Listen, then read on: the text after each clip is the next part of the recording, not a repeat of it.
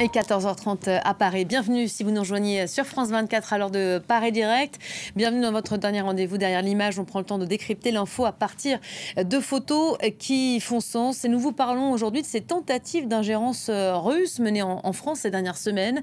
Beaucoup de médias ont alerté sur les ingérences numériques de réseaux pro-russes, sur les Jeux Olympiques, l'Ukraine, mais aussi évidemment récemment sur les législatives anticipées françaises. Mais à quoi ressemblent-elles concrètement et que peut-on dire de leur impact réel sur le vote français? On en parle avec vous, Nathan Gallo. Bonjour. Bonjour. Membre de l'équipe des observateurs de France 24. Alors, vous êtes journaliste Obsops. Vous avez suivi de très près ces tentatives d'ingérence ces dernières semaines, ces derniers mois. C'est évidemment pas nouveau.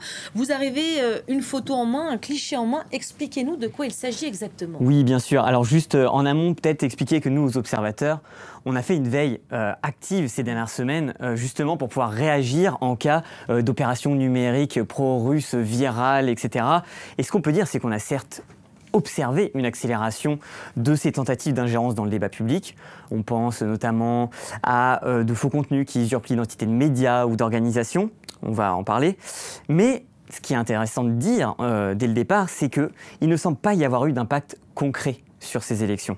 Ce que vous voyez ici, c'est une capture d'écran d'un faux site qui a usurpé l'identité du site de la coalition présidentielle Ensemble.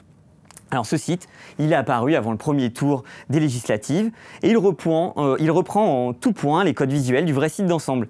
On y voit même les visages de certains candidats, Stanislas Guerini notamment. Et le problème, en fait, c'est que c'est un faux site. Comme on le voit, l'URL du faux site est légèrement différente de celle de la coalition présidentielle. Donc ici, le faux site Ensemble-2024 et le vrai Ensemble-2024. Je me suis trompé, Ensemble-24 pour le faux site et Ensemble-2024. Voilà, vous aussi, vous vous y trompez. Hein. Voilà, exactement. C'est compliqué et il faut s'accrocher. Et donc, ce qui est intéressant, c'est de voir que dans le corps de ce site se loge une intox.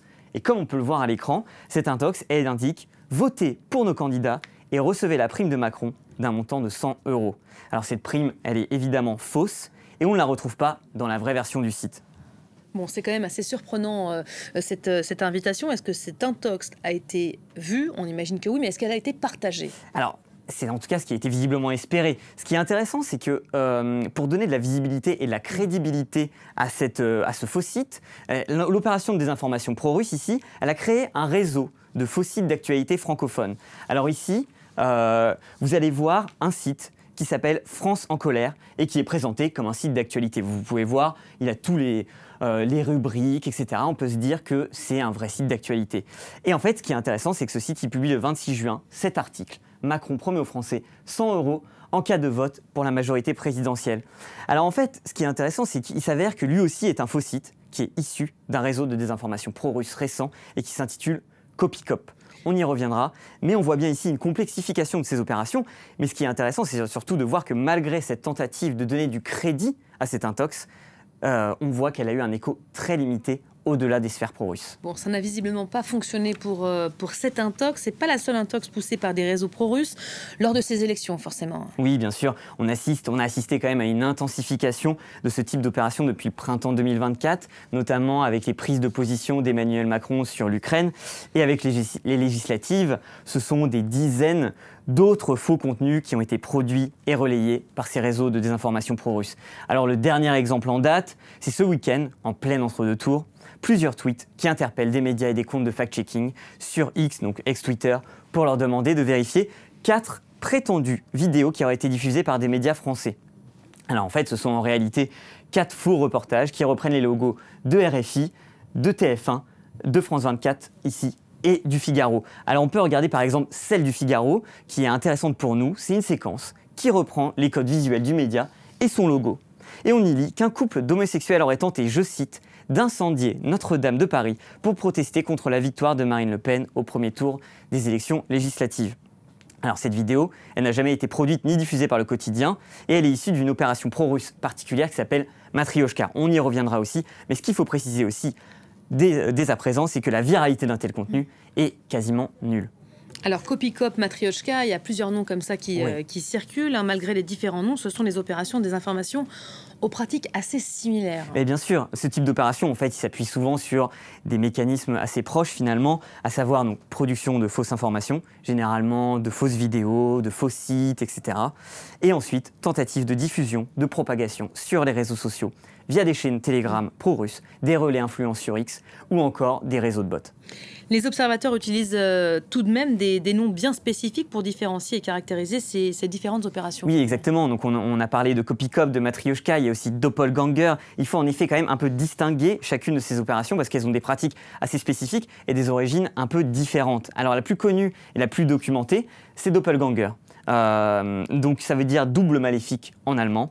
Et depuis 2022, cette opération, qui est dirigée à l'origine par 2 entreprises russes proches du Kremlin, elle a un objectif principal, c'est de pousser un narratif pro-russe, anti-occidental, en usurpant l'identité de médias français, allemands, etc., grâce à ce qu'on appelle des sites miroirs. Et donc cette opération, elle a pris de l'ampleur ces derniers mois, avec la création de sites miroirs qui reprennent l'identité de médias comme Le Parisien, comme Le Point par exemple, et qui ont poussé de faux articles sur la campagne des législatives, mais aussi plus globalement sur le contexte politique en France ou encore sur la situation en Ukraine.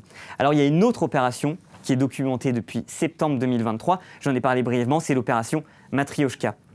Elle est aussi appelée parfois Overload, Overload ça veut dire surcharge en anglais, et son but il est simple, c'est d'interpeller les fact-checkers en ligne pour les pousser à vérifier des intox. Et en fait, avec l'objectif finalement de saturer, de surcharger les services de fact-checking de demandes de vérification.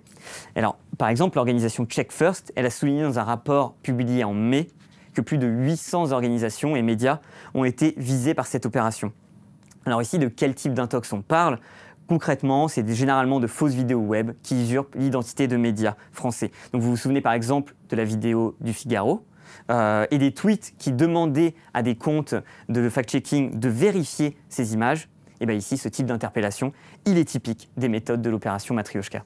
Qu'est-ce qu'on sait aujourd'hui des faux sites d'actualité comme France au colère qu'on a vu tout à l'heure ? Alors, ce qui est intéressant, c'est que ce faux site, il fait partie d'une autre opération qui s'appelle Copycop. Donc l'objectif de Copycop, j'en ai parlé, parfois il s'appelle fausse façade. C'est bien aussi de donner les termes, comme ça les téléspectateurs peuvent s'y retrouver. Mais l'objectif, c'est de créer de faux sites d'actualité destinés à propager de fausses informations. Alors plusieurs de ces faux sites d'actualité francophones, ils ont été documentés ces dernières semaines par l'entreprise spécialisée en cybersécurité américaine qui s'appelle Recorded Future. Et donc, ce que Recorded Future a démontré, c'est qu'il y a plusieurs médias, plusieurs faux sites d'actualité. On pense à Médias Alternatifs par exemple, ou à Vérité Cachée France, qu'on voit ici à l'écran. Donc, ce qui est intéressant, c'est qu'on voit des articles avec des sujets sur l'actualité politique française notamment. Et en fait, pourquoi est-ce qu'on dit que ce sont des faux sites ? Parce que la plupart de ces articles présents sur le site ne sont là que pour donner un aspect un peu crédible, on va dire, à ce site Vérité Cachée. Mais en fait, ces articles-là, pour la plupart, ils sont générés par intelligence artificielle. Pour faire simple, ils reprennent et plagient les contenus d'autres médias à partir d'outils conversationnels comme ChatGPT par exemple. Et en fait, comment on le sait ? C'est assez simple, parce que ces sites, ils sont un peu au design rudimentaire et ils laissent parfois des traces dans le titre, dans le texte, de réponses classiques de ces agents conversationnels comme ChatGPT. On peut le lire par exemple avec ce titre. Voici un titre court pour le corps de l'article donné. Donc voilà une réponse classique d'un agent conversationnel comme ChatGPT à une requête précise. Revenons-en à la question majeure qu'on se posait au début de cette chronique. Est-ce que ces intox ont eu un impact sur le vote de dimanche dernier ? Alors justement, c'est là qu'il faut faire la différence entre ces tentatives d'ingérence qui sont nombreuses, complexes, hétérogènes, et la réception en fait par le public de ces fausses informations. Alors ce qui est intéressant, c'est que dans son rapport qui a été publié quelques jours avant le premier tour, donc l'entreprise Recorded Future, elle a précisé que ces opérations d'influence malveillante ont été, je cite, très peu susceptibles d'affecter l'élection elle-même. Et donc c'est un constat que nous pouvons faire nous aussi en tant que journalistes, en tant que fact-checkers, après la fin du second tour. Cette semaine, nous, comme nos collègues fact-checkers en France, nous n'avons pas repéré d'intox issus de ces opérations pro-russes qui auraient pu avoir un impact non négligeable sur les législatives et sur le vote.